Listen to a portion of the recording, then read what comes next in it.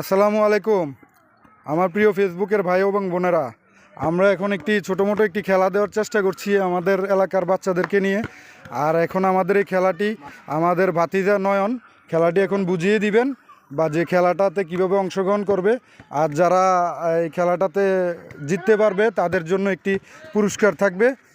এখন আমরা দেখি আমাদের ভাতিজা নয়ন খেলাটি দেখাই দিবে। আচ্ছা নয়ন, তুমি খেলাটি একটু বুঝাই দাও তাদেরকে।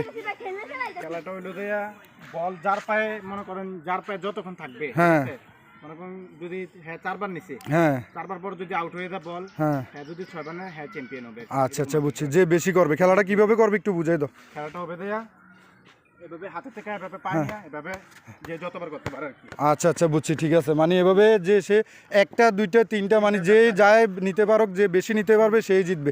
ঠিক আছে, প্রথম তাহলে আমরা কাকে দিয়ে শুরু করছি? প্রথমে এই পিচ্ছিকে দিই। ইকরাম।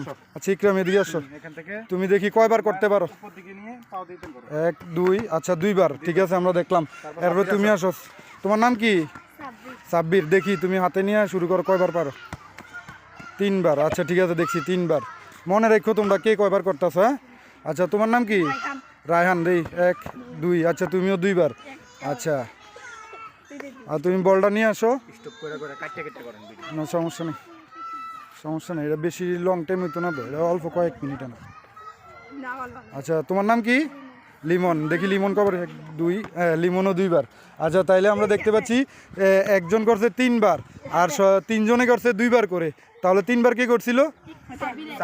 সাব্বির। আচ্ছা তাইলে সাব্বিরই আমাদের মাঝে চ্যাম্পিয়ন। এখন সে পেয়ে যাচ্ছে আমাদের কাছ থেকে কিছু খাবার পুরস্কার। ধন্যবাদ।